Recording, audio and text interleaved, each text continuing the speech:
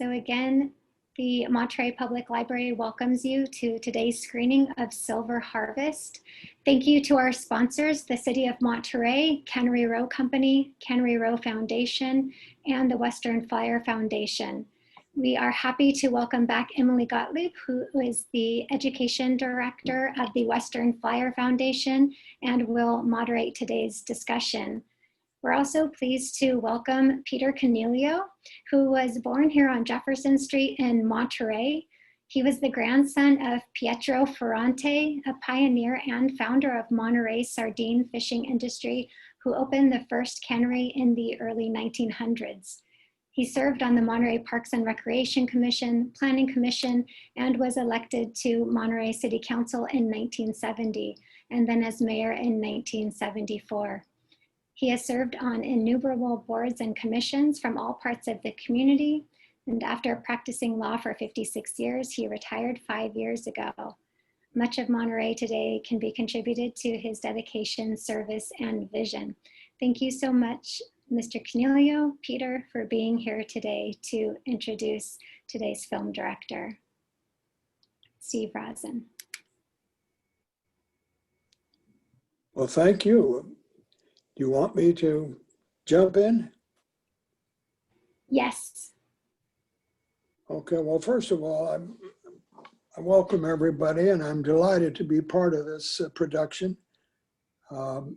Monterey has always been a very important place in my heart, and the fishing industry particularly. My father was not a fisherman, but my grandfather, as you mentioned, was the early pioneer who started the Monterey fishing and canning industry. He came in 1903, and there was a small fishing village in Monterey at that time, but my grandfather introduced what they call the lampara net, which means lightning. It's the purse net that they still use. And that enabled the fishermen to catch tons of fish, whereas before they only caught fish with a gill net, hundreds of pounds. Anyway, the industry started and became, as is well known, the largest sardine fishing and canning industry in the world during World War II. It's an incredible story and an important part of the history and culture of Monterey. Would you like me now to introduce Steve? Perfect, yes, please. Okay, well, I met Steve back in 1968 when he produced the Silver Harvest movie, and it was well received, and we're very happy to have Steve as part of our community. He graduated from UCLA in the motion picture division. And then he and a friend whose name Terry Bono, started Mac and Ava Motion Pictures in 1987. And in 1976, Steve produced the Silver Harvest movie for Monterey Savings and Loan. Bob Littlefield was the owner and director of the Savings and Loan, and it was very well received and tells an important story about the history of Monterey. And so, Steve, we're glad to have you and ask you to go ahead and tell us what we're going to do this afternoon.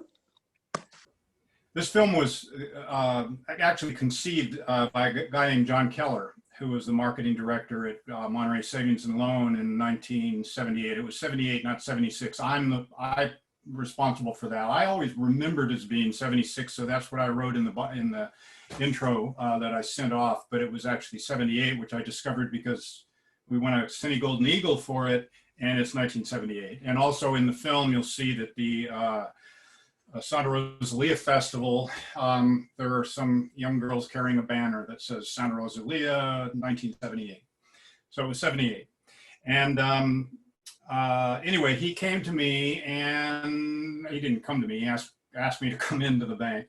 And so I went in. It's the one that's across the street from Rosen's, kitty corner from Rosen's, the large building there.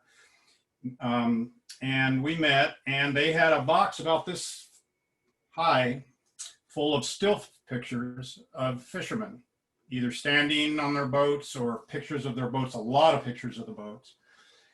And they asked me if I'd be interested in making the film. We discussed a budget, and it was incredibly low even for those days. And I won't tell you what it was because it would only embarrass me. But I just loved the idea of making the film, and I didn't care that there wasn't really enough money to make the film. I wanted to make it, and I would, but my condition was that I not use a single still in it. And they had been collecting all those stills, so I think they were a little disappointed. But I wanted it to move. So here's Silver Harvest.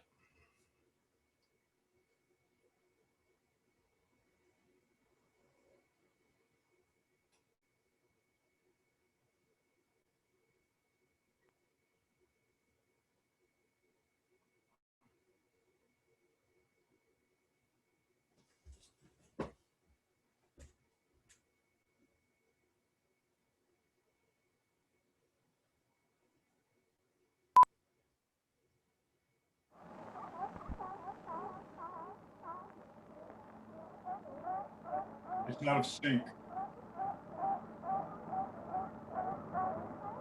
In the 1930s and 40s, Monterey, California was known as the sardine capital of the world.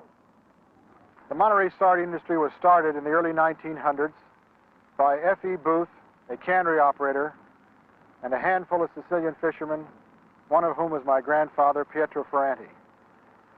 In less than 30 years, the industry grew to over 30 canneries and reduction plants on Cannery Row, and more than 80 large purse seiners fishing in Monterey Bay. At its World War II peak, there were over 3,500 cannery workers and close to 1,000 fishermen engaged in the industry. The largest day's catch was 9,000 tons, and a season record was established when 220,000 tons of sardines were processed in Monterey. It was clearly the age of the sardine, and the sardine industry became the economic base for the Monterey Peninsula, creating jobs and a way of life for many thousands of people. The film you're about to see is the story of the fishermen, the men, the boats, and the families who came to Monterey to fish the sardines.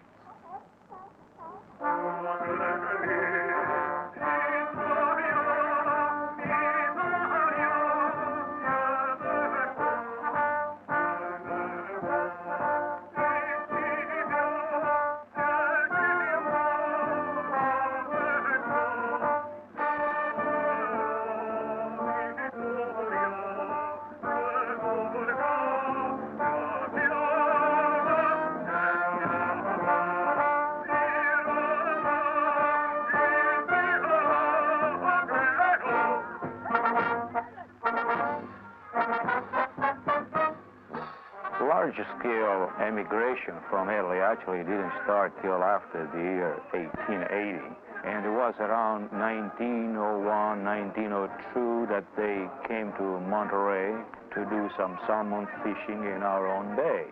Some of these pioneers had noticed the abundance of sardines in the bay, so the fishermen, led by Pietro Ferranti, suggested that the best thing probably would be to import a special fishing net known as lampara.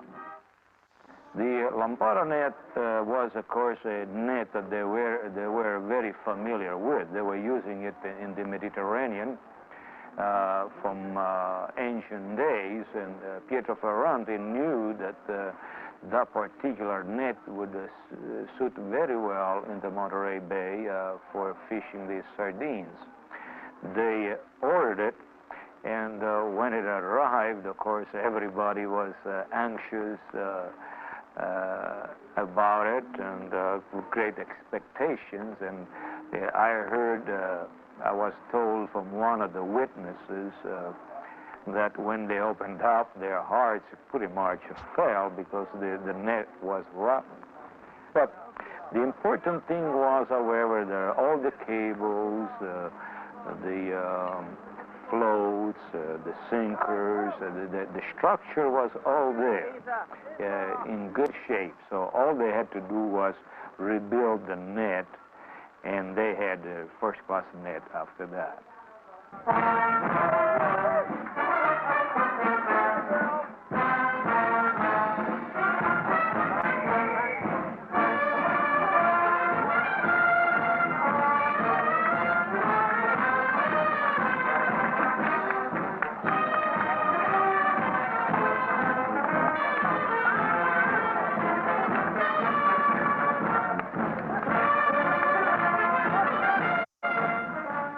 You have to realize that fishermen are religious by nature. They go out at sea and they have to fight the elements, and they are faced with death continuously, consistently. And before the season starts, they ask for blessings from their patron saint. In the name of the Father, and of the Son, and of the Holy Spirit. The Lord be with you. And let us pray. O Almighty and everlasting God, whenever we look upon the image of your saints, we call to mind their holy lives and resolve to follow in their footsteps.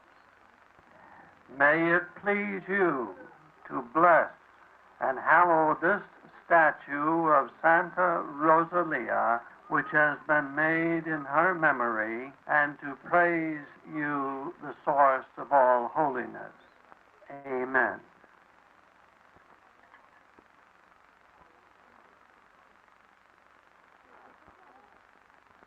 Bless our fishing fleets and our fishermen and all in our harbor, as you were pleased to let your blessing hover over Noah's Ark in the deluge.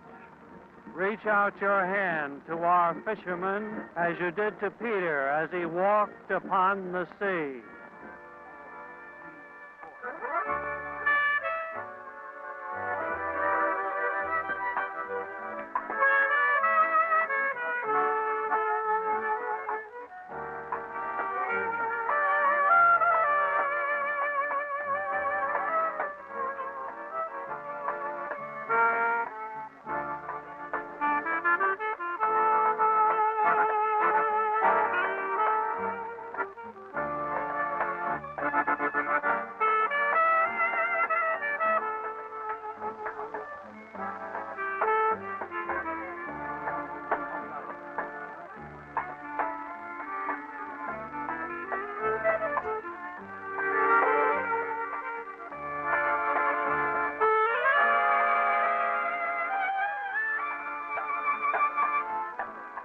When we moved here with my dad, it was in 1910.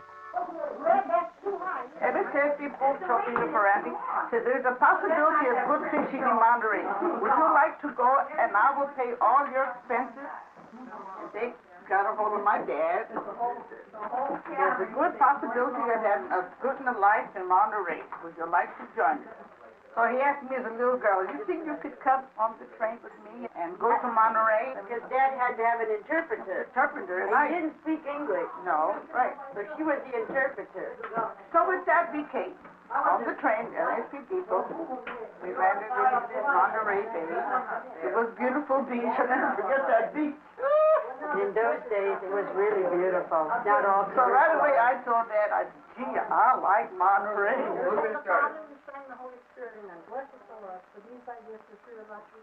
And my dad started going fishing with a small boat named after me, Rosina. You know, they were fishermen. Their father were fishermen. Their grandfather were fishermen. They're all fishermen. That's why they came for the fishing industry. There were no farmers. There were no workers of any kind. They were just fishermen. This is Lombarda net. This is the original. There's about a 40% escapage on this net where the seine hasn't got no escapage whatsoever. Started fishing with the first seine in 1930 with Mr. Ania on the Yugoslavia. To tell the truth, when I was young, I couldn't wait for the night to come so that we could go fishing. At that time, even the lawyers, the mechanics, everybody went fishing because they were making good money in sardines. We fished at night, and just before sunset, the fish used to flip, used to break water, and the birds and pelicans were on top of them, and we laid out, and we'd get fish. And then at night, when we go at night, we'd go along the bay, and at nighttime there's phosphorus in the water, and we'd detect the fish by the phosphorus. You'd start here in Monterey, we'd travel all up and down the coast there, go clean up into Frisco, Farallones, Half Moon Bay, Pigeon Point, Pescadera, Davenport, Santa Cruz. Where we spot the fish, we'd lay out. When they see the sardine, they circle around them, make a great big circle around them, and then they go back to the skiff. There's a man in the skiff, he throws the line to the boat. They pick it up and put it on the winches, see? He pulls it up, and then they got what they call the statzer. That's the end of one end of the net, and they hook it onto the davit. When they got that past, the guys in the stern, they're pulling the stern rope because maybe 25, 30, 40, 50 pounds. The rope comes, you got to put that in first. And then that end of the stern comes up, and they hook it onto the davit too. Then they untie the purse line, and they put it on the winches, and they start pulling up, and they purse it from under. You see, they make one big bag. See, we were 12 men at that time on the purse seine. See, everything was manual labor at that time. And we were 12 men.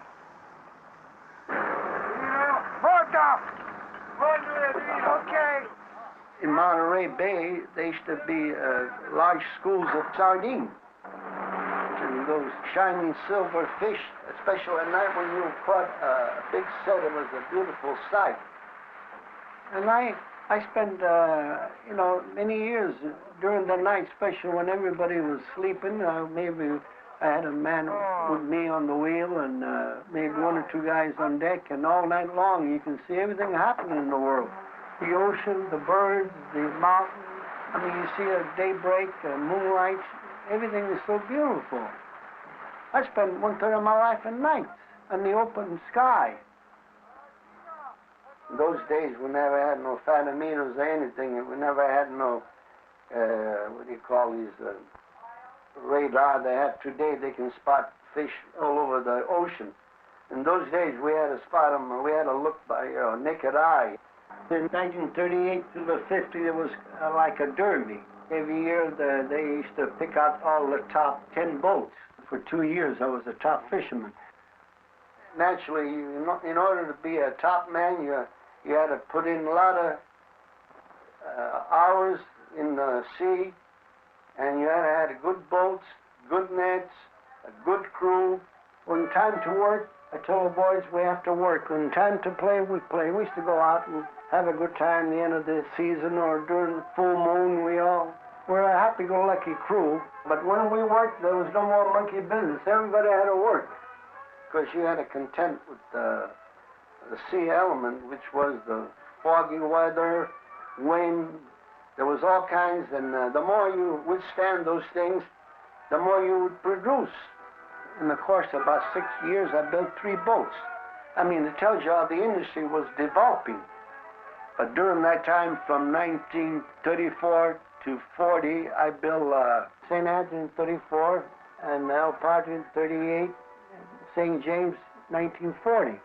St. James was more like a yacht. It was 96 foot long and had 700 horsepower. I had a private room, I had my desk, I had my double bed in it, and the engineer had his own room, and we had a stove, we had the first tile sink, and it really was like a little ocean liner, and it was a beautiful boat. I loved the boats.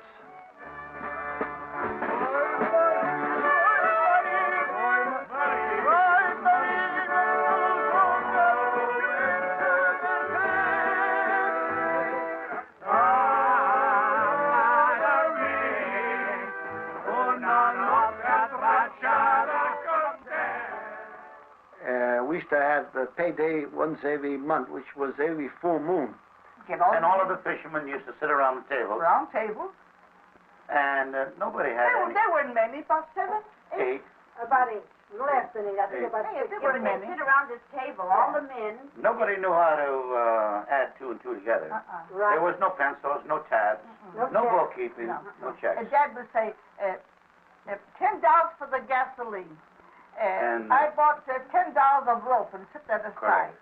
And this, I needed a gallon, a pint of oil. And for the engine. For the engine. And maybe $5, whatever, put that aside. Okay, now all the bills are all paid. This is it. Let's divide. Correct. Yeah, and we put the piles. They go all around the table, $10 for you, $10 for you, and then $5 for you. Until there was no more. And I was just a little child at the time. Then there was a few pennies left. Nickel for you, a nickel for you. We get the little small change that was left over. We'd always look around that table for more little pennies. For a little extra change. And then we passed the word around. We tell all the little kids, today is payday. And it's going to be over my father's house. Don't forget, kids, we're all going to go over there. We all run up there, all sat around the table, waiting for that money to go. My father would look at us all and he'd say, wait a minute, it's not time yet. Not time yet. Stay there. This money. And then he'd say, okay, kids, here's nickel for you, nickel for first you. a nickel, then it was dime, then it was 50 Whatever cents. there was left over. Then it was 25 cents. We thought we were really rich.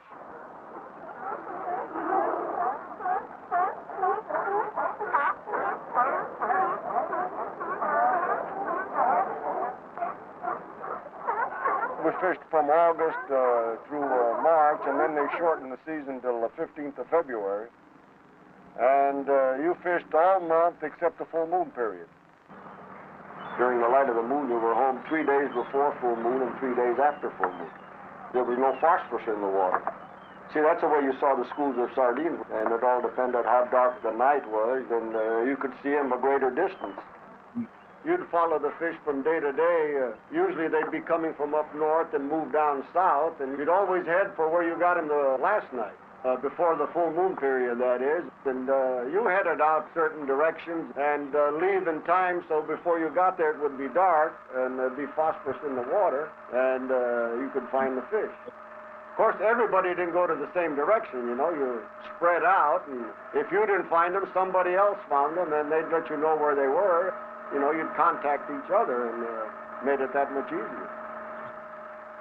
A lot of times you bucked the weather across the Bay of Santa Cruz and up above, hoping that you could fish in the morning hours, and sometimes it just didn't work out. It was too rough all night, and of course that was wasted time, and you headed back into port and tried it again the next night, and sometimes that kept on for 2 or 3 nights. And of course, that didn't stand too good with a fisherman or with yourself either.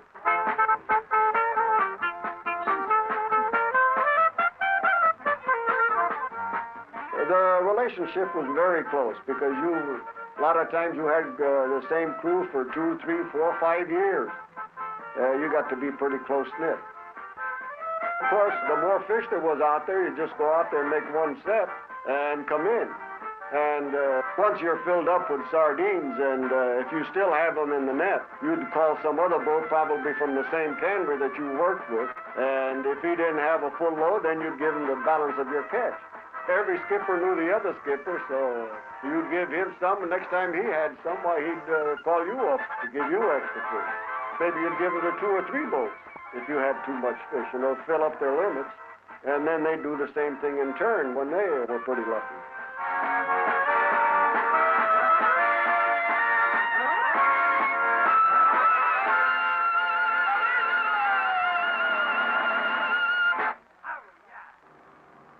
course, they were mixed crews. There was a few Spanish people fishing, but a few Japanese crews, but mostly Italian. Yeah, my boat, one, two Spanish people, young people who worked for me. It's nice to see. Mostly we're Sicilian. He had 12 men working. I have 12 men in my boat. They're all family men, all people that he knew. Nobody talk English. This is why his English never improved. He kept working with Italians.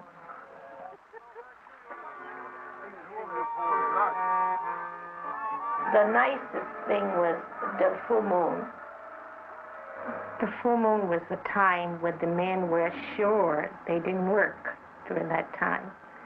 So all our parties and all our occasions, special occasions, were held during that time. They would, we concentrate all our doing the full moon, wedding, baptism, engagement. The families used to get together, and we had a lot of parties, a lot of barbecue, a lot of picnics. So every full moon, there was a big party.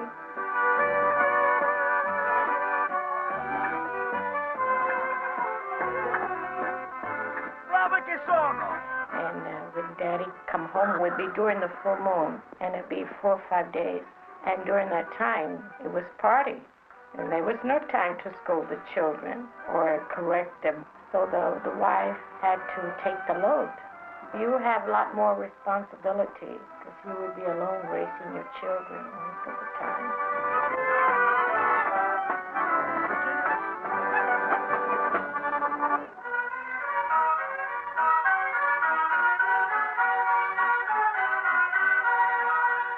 Today's Cannery Row is nothing at all like it was in the operating days. In the operating days, there were around 5,000 workers working up and down the row. Some people complain about the smells, but once you're in a cannery, you forgot all about the smell. It was a bit exciting. The season was a very rushed thing. People from all over the country came in for that sardine season. The real season ordinarily lasted about 3 to 4 months. Was the boom part of it. And it was mainly a workhouse. People came there to make money. They worked long hours. During the boom season, you could figure it about 100 hours a week. And sometimes you worked for 24 hours or 30 hours at a stretch. In the days before refrigeration, whenever a boat came in, you were called and went to work. Of course, the boats come in at all times of day or night, and when they arrive, the watchman calls the cutting room foreman, and he comes down and takes a look, and if he thinks there's sufficient fish to open up, well, he starts calling the help. One of the first things he does is to go to the boiler room and blow the whistle. Each cannery had their own distinctive whistle, and each cannery had its own code number.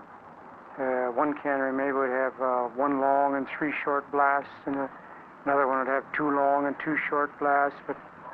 And all the cannery workers went to bed unconsciously with one ear waiting for that signal. A good share of the cannery workers were fishermen's wives and daughters and sisters, and some of the younger men worked in the cannery that there wasn't room for in the fishing boats, and so it was really a family affair. The war really put the boom on it.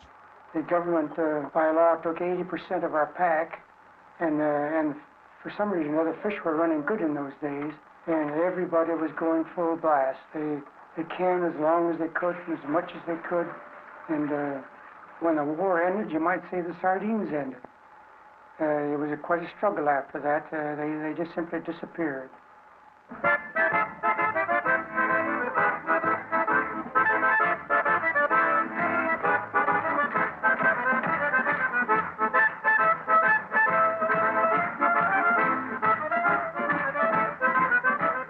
The sardines disappeared, boats were sold, and the canneries closed. The Italian families that had come to fish the sardines suddenly found themselves out of work. But Monterey was their home now, and although some followed fishing to other areas, many settled into new vocations, and the Sicilian culture that they had brought with them from the old country has remained a part of the heritage of Monterey.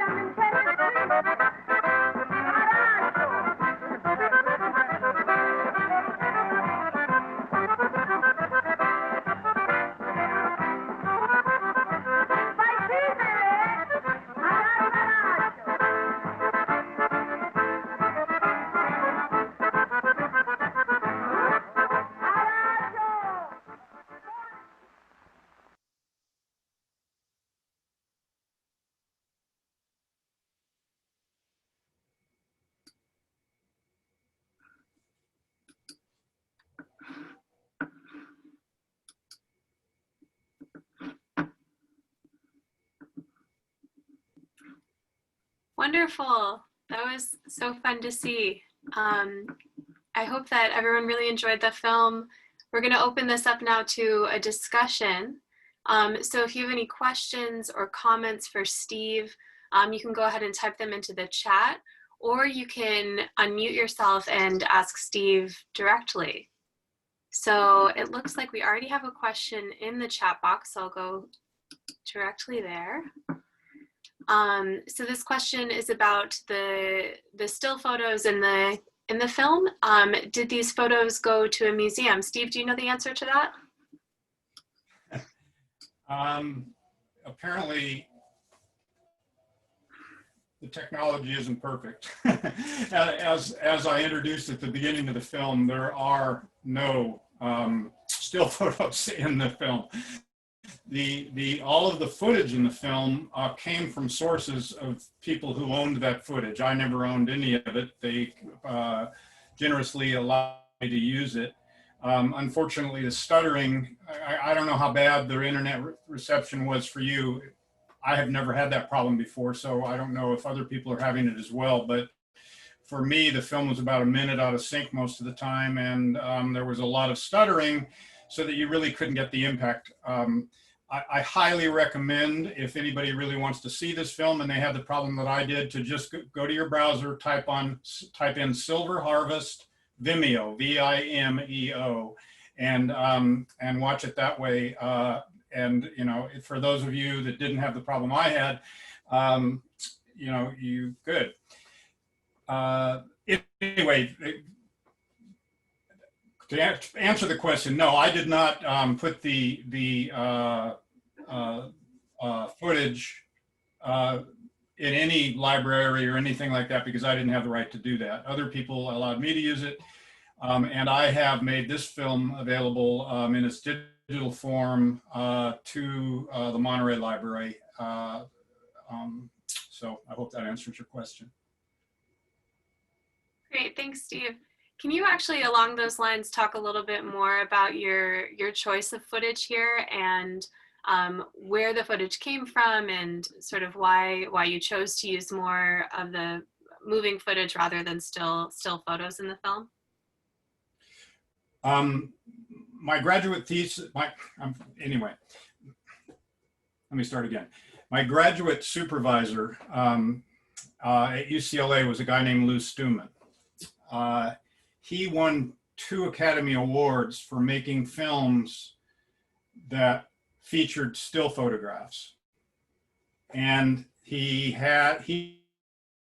developed actually a technique for doing that, which was an animation technique. He used an animation board with a tracking system so that he could move along photographs.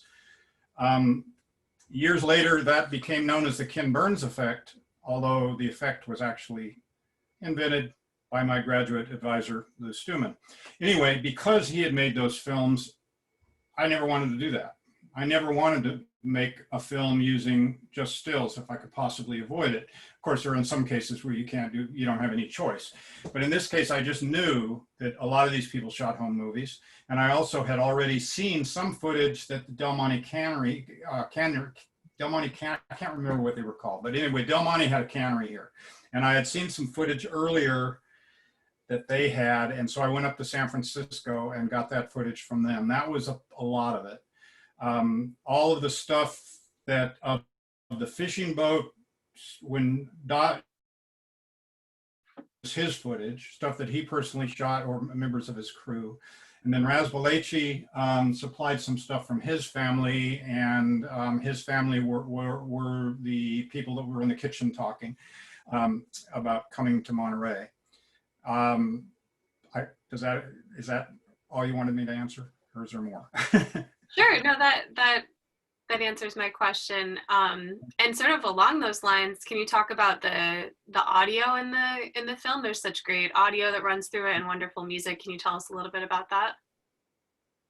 Yeah, that's actually my favorite part of this film in a lot of ways, because one of the things about, even though I wanted this film to move, I'm also from the era of film students that didn't want to make silent movies. And unfortunately, you were stuck with that a lot of times when you're in film school back then, because audio was difficult to incorporate in dramatically like it does on a video camera. So all of the stock footage, the archival footage that I got was obviously silent. It was 16 little rolls of 16 millimeter film that had been sitting in shoeboxes and didn't have any sound on it. And I wanted to have sound. So what I did is I got invited to go out 2 nights on a calamari boat in Monterey Bay, a boat that had a, I can't remember the name of the boat, unfortunately. I wish I could, but anyway, a boat that had a boat, and I recorded the audio of the Sicilian fishermen fishing for calamari. Identical sounds, and because they were all Italian, they were all yelling at each other in Italian, so that's the sound effects that you hear in the film. They did not come with the footage. I recorded it 40 years after the film was shot. The music, I really wanted to use authentic music. I think that's really important too. And so I talked to Mike Murata, who was a fixture in the Monterey area for years and years and years and years, for half a century, more than half a century. He's the gentleman that's playing the accordion at the end of the film. He has a son who now also plays the accordion and performs locally. Anyway, I asked Mike if he had any footage that his band had recorded, or not footage, audio that his band had recorded, and he did more of the supper club kind of music then.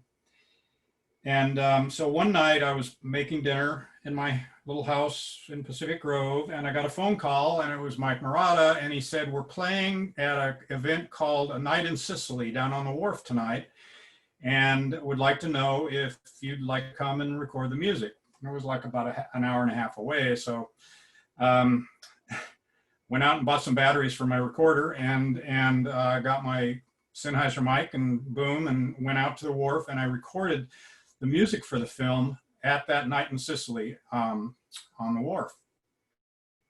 Now, what was cool about it is that these guys were old school musicians.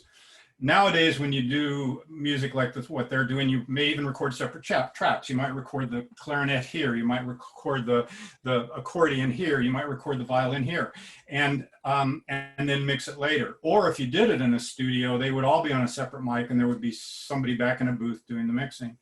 These guys had learned to perform on the radio, and on the radio there had one mic that was in the center of a stage. So what they were able to do, because they were so, was they were able to do their own mix. You know, the saxophone player would come in like this to the microphone, perform, and then when his solo was over, he'd pull back, and then the clarinet would come in and to the microphone, and he'd pull back, and then the accordion would come in to the microphone, and he'd pull back. So they did their own mix live by the way that they addressed the microphone.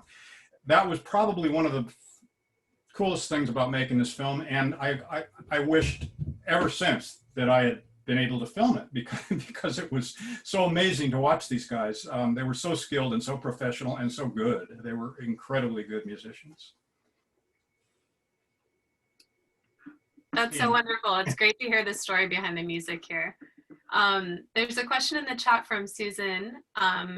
She's asking, Steve, why did you decide to make this film about the fishing community? So can you address that? Yeah, I didn't, although I would have. I would have wanted to. As I said at the beginning, the film was conceived by John Keller, who you saw there in the credits when they were rolling by. He was the marketing director at Monterey Savings and Loan. It was their 75th, I think, anniversary, and they wanted to celebrate that by perfect to make a film about the fishing industry, because many of these people were still alive, and so he asked me if I would like to do it, and I jumped at it because I was a film major, but I also had a sub-major in anthropology and archaeology, and in graduate school in the film department was entered the ethnographic film program, which means making films about cultures. And to me, at the point of making this film, the fishermen were the last of the hunters and gatherers. Culturally, if you go back thousands, even millions of years, Homo sapien started out hunting and gathering. They didn't plant crops and they didn't raise animals. They went out and found and hunted whatever was out there to eat. Through the years that filtered down, and by 1978, when I made this film, really the fishermen were the last of the hunters and gatherers. Still are today, although now even today, they're disappearing more. Boats are all over in Marina or somewhere else now, and their farm fishing is becoming more the thing, which is probably better for the environment in the long. But from a cultural point of view, I wanted to make a film about a culture. That's great. As a follow-up question from Susan, she wants to know, was this your first film? I'm sorry, what? Susan's also asking, was this your first film? No, as a matter of fact, it's probably my 6th or 7th film. My first film that was a major film that I photographed but didn't make was I marched with from Delano to Sacramento with Cesar Chavez and the National Farm Workers Association and shot at least about half of a film called Huelga. After that, I made a film called Fish, which was about the hunting and scientific dissection of a 25-foot basking shark. After that, I made DDT, Knowing It Survives Us, which was a 30-minute film about DDT, which was screened by the Senate subcommittee that banned DDT in the United States. That was in 1968. Later that year, I started on, and that DDT was on NBC on a show called In Which We Live. And then some of you that are older may remember that in '68, there was a big movement that was started among students, high school students in this area, when they learned that raw sewage was being pumped into Monterey Bay. So I made a film called SOS Save Our Sea, in which I used high school students as the film crew. And it was basically, about how this community that lives in such this beautiful place was contaminating the bay by dumping raw sewage into it. And that film ended up on a show called First Tuesday, which was the NBC equivalent of 60 Minutes back then. And so then after that, I spent 3.5 years working on a feature-length documentary called Acapulco Gold, which was a film about marijuana smugglers, and which was dangerous to make and was an adventure, and I would never do it again.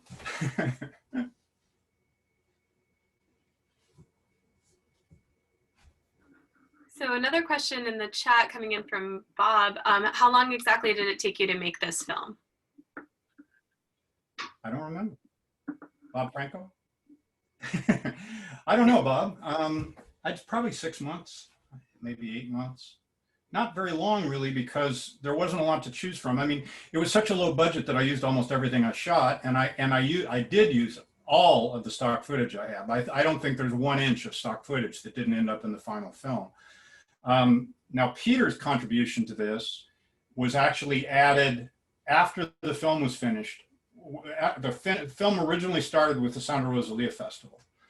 And when I showed it to John Keller, he said prophetically, and he was exactly right, people in the future won't know what this is about.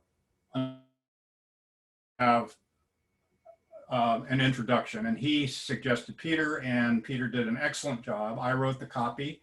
I think I might have even written it out on big white cards for him, but he didn't need them because he didn't look at them. And he did an excellent job on the open. It's 1 take. If you look at it, I think we shot it twice, and I think I used the first take.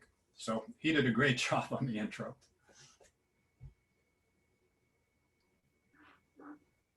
Can you talk a little bit more about your use of narration in the film, or lack thereof, and sort of your choices around that? Yeah, that's a philosophy that I've had since even before I was a film student. I have always felt that films are better told by the people that live them. It's kind of the same, it's kind of a version of the same philosophy about not using stills. If the people who were there are available, those are the people that that should be telling.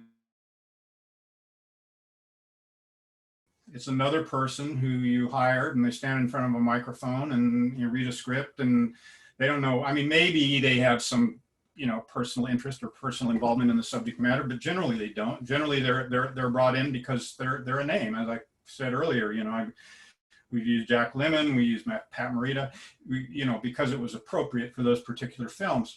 But on a film like this, which is, as I said, was meant to be an ethnography, I wanted it. I didn't want some dispassionate third party speaking about a subject that really these people who were still alive and well.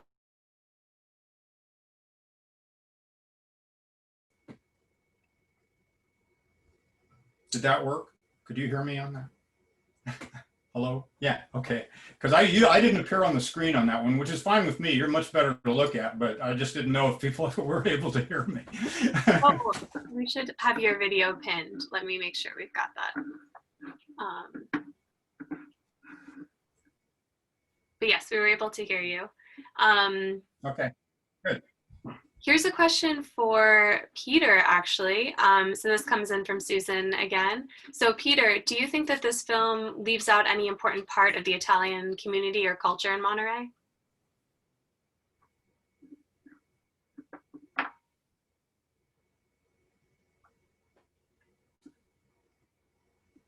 And Peter, if you can unmute yourself, let me see if I can get that to work. So to unmute on your iPad, you should, the control should be at the top right of your screen.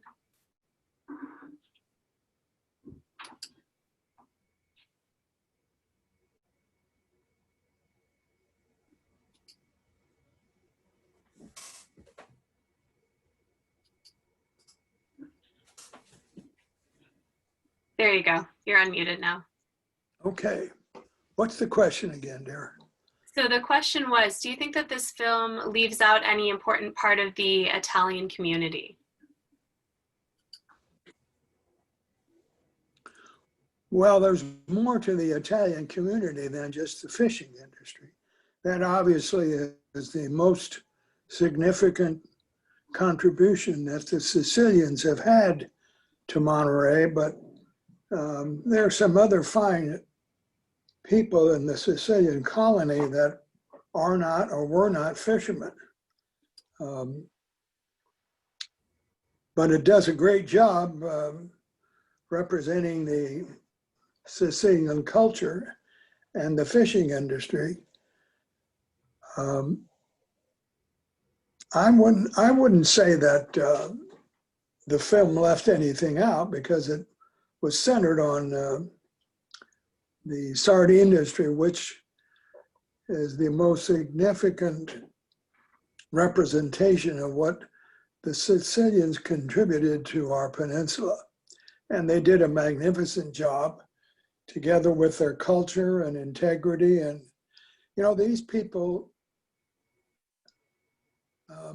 made a great statement in Monterey, and they brought with them not just their skillful fishing talents, but their history, their culture, their love of family, their love of good times, good food, good wine. And we've all benefited over the years with that. The Sicilian is a very special person. I've been there many times. In fact, we just got back about 6 months ago from a month in Sicily, where we visited the little village outside of Palermo where my grandfather and father were born, Isola delle Femmine. But all of Europe is incredible because of its antiquity, its history. But of course, we're partial to Sicilian because we're Sicilian. Anyway, I think the film is excellent. I liked it when it was first made, and I enjoyed seeing it again this afternoon. And again, I want to thank Steve for doing such a fine job in his representation of the industry.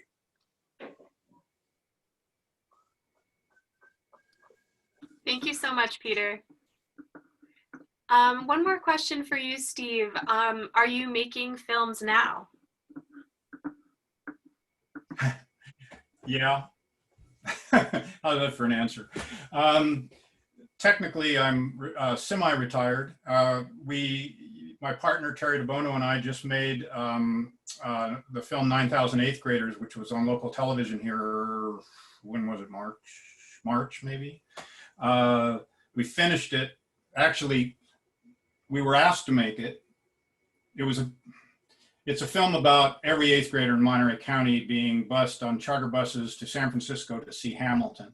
And it's about basically they're learning the Constitution and the importance of their learning the Constitution and what they got from the play, and how it affected them. We started the film a year ago last month, and finished it literally the day before the lockdown. We finished it on March 17th, and the lockdown was March 18th. And then we were going to enter it in film festivals and do all the usual traditional things you do, but because of the coronavirus, the foundation that funded it decided that it would be better to screen it sort of as a gift to the community. So it was on KSBW and sister station here, and on KPIX and their sister station in the Bay Area. I don't know, what was it, early April, I don't really even remember. But anyway, that's the last film that we made. Whether we make another one, I don't know. We started the film for Monterey Peninsula College 2 weeks before the lockdown. We may be able to finish that one, you know, after we can come out from under, you know, but that remains to be seen. I mean, everything's different now. You know, everybody now is making films about guess what, you know, and I don't really want to do that. I don't want any more downers. 10 years ago, we made a film called Boyhood Shadows, which was about male survivors of childhood sexual abuse. And even though we tried to be as positive about it as we could, it was really depressing. And we just decided, you know, we don't want to do that anymore. So that's why 9,000 eighth graders was so great for us, because it was a joy to make that film. It was a joy to meet these excellent teachers that we have in this community. It was a joy to meet these kids who actually know more about the Constitution than the people that are in Washington. And it was a joy to see the show 3 times. I mean, it's a great show. So, you know, how could you not like doing that? How lucky to get to see Hamilton 3 times. That's excellent. I want to make sure that if anyone has questions they want to ask directly, that we leave some time for people to unmute themselves in the chat. So if anyone in the audience would like to unmute yourself and ask a question directly to Steve, or to Peter for that matter, go ahead and do so now. Or you can raise your hand and I can unmute you. Or if there are any last minute questions into the chat too. I'd like to say, I can't believe Steve Rosen took advantage of all those fishermen when those fishermen were just doing their work day to day, and here this guy comes along and decides to capitalize on making a film about these fishermen. But I also wanted to know how did he get those camera shots, boats? Was he walking on the water there when he was doing those shots there on the fishermen? But I'll let Steve reply to that. I'm sorry, John. I couldn't hear what you asked me. John is an old friend of mine, by the way. I couldn't understand. John, mine is breaking up a little bit. Anybody hear his question? I think that the last bit of the question was, how did you get the footage of the fishermen on the boats? I think I heard that correctly. Well, if that was the question, then it was because I spent 2 months doing it. And I actually knew John at that time. John is a past member of the Magic Carpet, which is a children's theater group here. At that time, actually, they were in San Francisco then, but they had originally started here.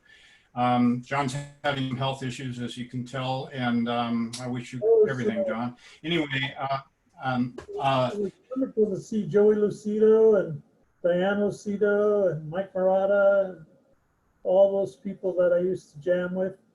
I was joking around with how could you take advantage of all those fishermen working hard and not here come along and just decide. Oh, that was your question. That was my question. I was joking around. John is a natural comedian. He actually was on Saturday Night Live several times, and his questions aren't likely to be very centered in reality. He's an old Robin Williams friend. Yeah, that's yeah. We used to hang out with all those guys, quite a few guys. But anyway, I just enjoyed this film immensely.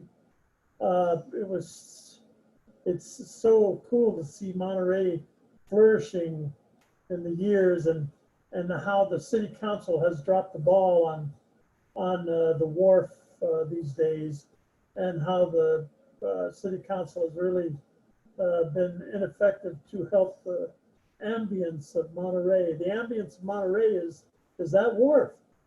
I mean, I've never been, Pier 39 doesn't touch Monterey Wharf. And then especially you see the Monterey, in this footage, you see the wharf shoulder to shoulder packed with people. I loved it. It was just amazing. It was very simply amazing. Good.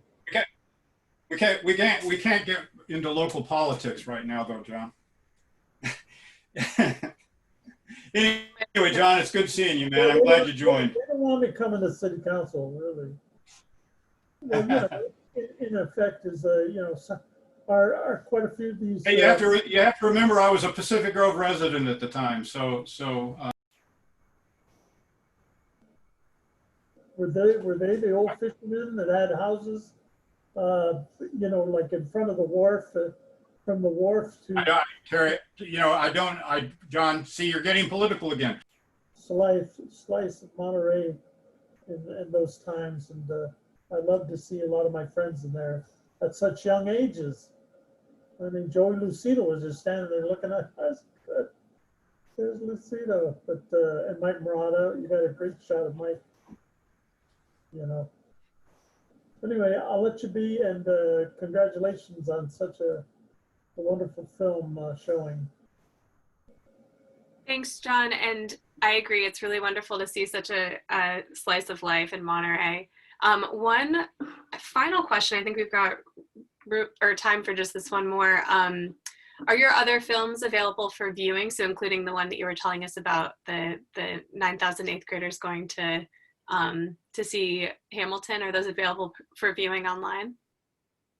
Yeah, any of my films, there are a couple on YouTube, but those are like 10 years old. I started using Vimeo because Vimeo doesn't have all of the other junk that goes along with it when you're trying to watch a video. It's more of a professional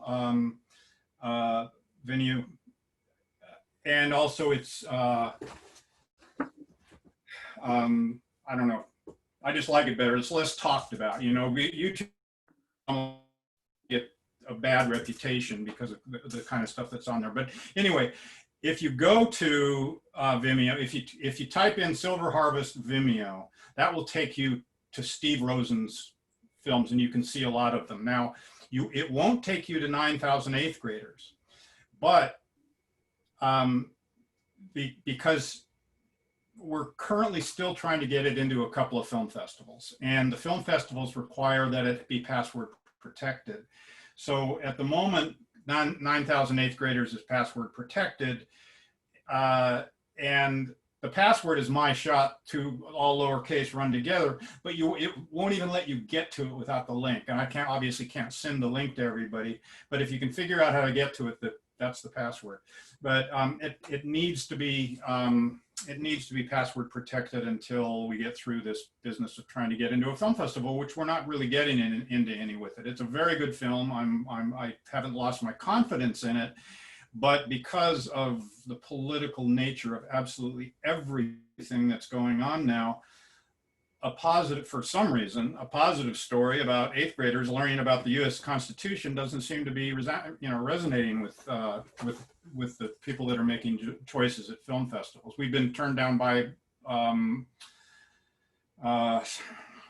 I don't even remember. I don't even want to go into it, but we've been turned down by about 5 film festivals, and 2 of which we've had several films at before, and we're still trying. And probably in another month, we'll get to the point where we'll just say, okay, that's it. And then we'll pull the password off. So any of those people that want to try to watch it, write down 9,000 eighth graders. When it's not eighth spelled out, it's 8th graders. And in a month or so, try and see if it shows up. It won't be password protected. You just type 9,000 eighth graders Vimeo, and it should show up. And you can watch the film without a password. So, okay. Well, that's great. Also, I'm sorry. Let me add. What I forgot to say is when you go to Silver Harvest, if you type that in, whether or not you watch it again, there will be a listing of the films that I have up there, many of which are films I made that my partner Terry DeBono and I have made for Monterey Peninsula College, for Hartnell, for CSUMB, for Dorothy's Place in Salinas, for the Carmel Foundation. Anyway, a lot of local stuff that many of which have won awards. So, okay. That's wonderful. I'm sure a lot of people tuned in today are going to be interested in seeing more of your films if they haven't already. So good to know where to find them. Thank you very much. Well, we are just about at time to wrap up. I want to thank the Monterey Public Library again for hosting this event. Thank you to Francesca. Thank you to Peter Coniglio for joining us today and for providing some context for the film. Thank you to our filmmaker, Steve Rosen, for being here and for leading this wonderful discussion. And just as a reminder, next Thursday, we're going to be continuing with our film series at 2 p.m. on Thursday, October 15th. We'll have Steve and Mary Albert introducing their film about Ed Ricketts called The Great Tide Pool. So we hope to see you all there or here next week. So thanks also to all of our participants for your wonderful questions, and we'll hope to see you all soon.